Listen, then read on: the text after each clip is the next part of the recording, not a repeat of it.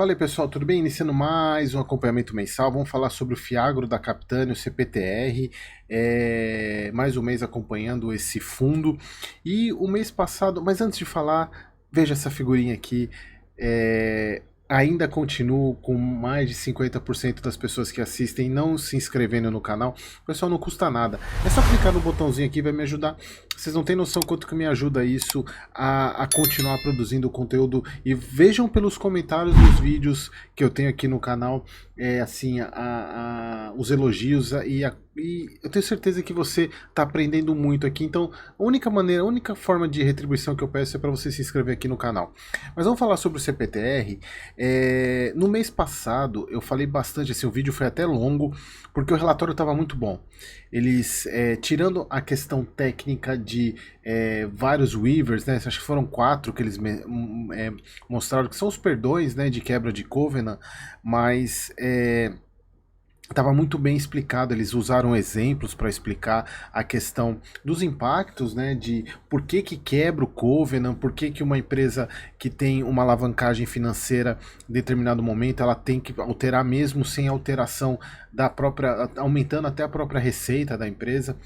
Mas então tá muito bom. Então se você quiser, até para entender esses siglas, Weaver, quebra de Covenant, dá uma olhada no relatório do mês passado.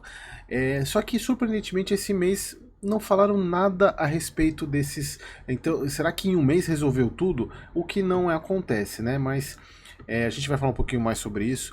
Então, pessoal, aqui é um fundo que tem taxa de administração 1, performance 20%, ainda continua com deságio, né, na mercado com patrimonial, rendimento de 10 centavos, diminuiu um pouquinho em relação ao mês anterior, que estava 105 centavos, né?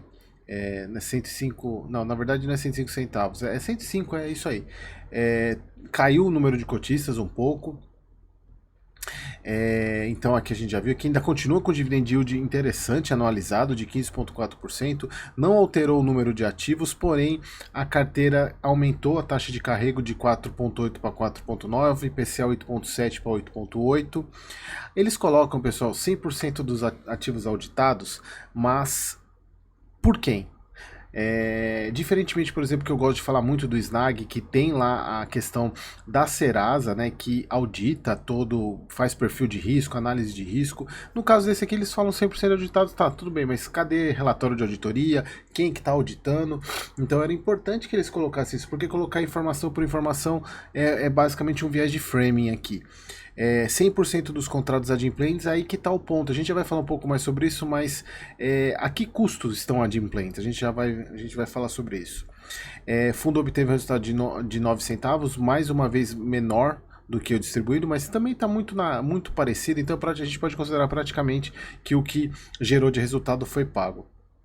Parte de contribuição negativa para o resultado foi a queda da cota do Fiagro BBGO e abertura de taxa no CRAs Unisa, câmbio adubos Araguaia e positivamente o fechamento de taxas de outros ativos, inclusive a AgroGalaxy, que a gente comentou que foi um dos CRs com o Weaver no mês passado.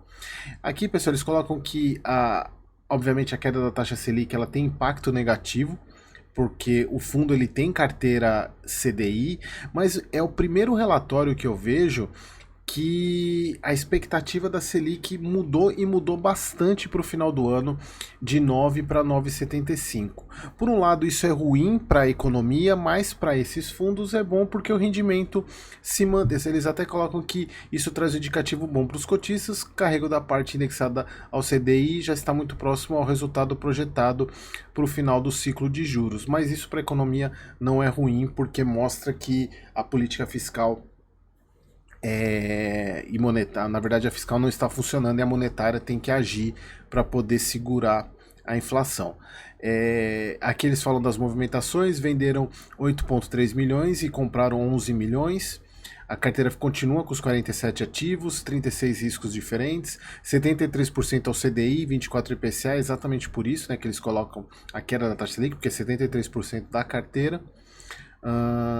Eles venderam o CRA da Cauda e adquiriram esse Fiagro FIDIC, né, da Jumasa. foram as operações desse mês. E eles colocam aqui, aquilo que eu falei no início, a carteira do fundo permanece saudável com os ativos 100% adimplentes. É aí, pessoal, essa questão que a gente tem que pôr um ponto na mesa, que está adimplente, porém liberando o IVER aí, perdão, de quebra de covenant. A gente sabe que no caso de quebra de covenant não significa que seja inadimplente, porque são preceitos e combinações por exemplo, a empresa não pode ultrapassar 3 vezes a dívida líquida em relação ao EBITDA dela, por exemplo.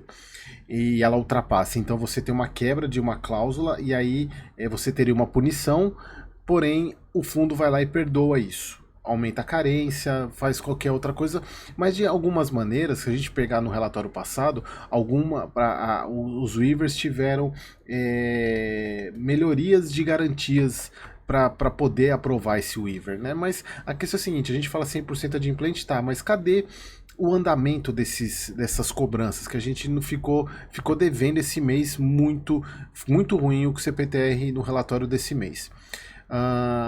Eles falam que teve uma recuperação do valor da cota, mas ainda continuam com um deságio. O FDIC que eles compraram desse Jumasa, que é uma remuneração 4,80, que inclusive foi o que aumentou a taxa de carrego CDI. Aí eles colocam, o que eles colocaram sobre acompanhamento foi isso aqui: estamos acompanhando de perto os casos da carteira, fizeram reuniões com alguns ativos, mas cadê aquele descritivo bonitinho que eles vêm falando? Deixaram de lado. E aqui um ponto, pessoal, que não é aquilo que eu avisei, porque também seria muito prepotente da minha parte.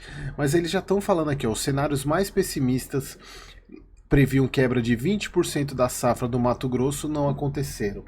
Então, pessoal, a gente começa a ver que aquela narrativa de quebra de safra, ela não está se concretizando e já era meio que esperado isso. E eu acho que quem me acompanha aqui, eu estou falando dessa questão do agro desde dezembro, né? Inclusive, eu até cheguei a comentar que eu tinha recebido informação de produtores, né, do Mato Grosso, que a quebra de safra estava prevista para 50%, mas nem 20% aconteceu. Então, e obviamente, quando a gente está falando de produtor grande, é óbvio que a notícia é boa que quebre, né? Porque ele tem financiamento, ele consegue buscar. E o pequeno, como é que faz? Então, quando tem quebra de safra, é o pequeno que se lasca. Mas de fato a gente está vendo que isso não está acontecendo, o que é muito bom, por sinal, mostrando como o agro é resiliente. Aqui, pessoal, as movimentações: compraram IPCA mais 9,6, CDI 4,9, venderam CDI 3, IPCA 8, mais um justificativo do aumento de 0,1 na taxa de carrego. Aqui a parte de distribuição de rendimentos, o fundo continua pagando muito bem.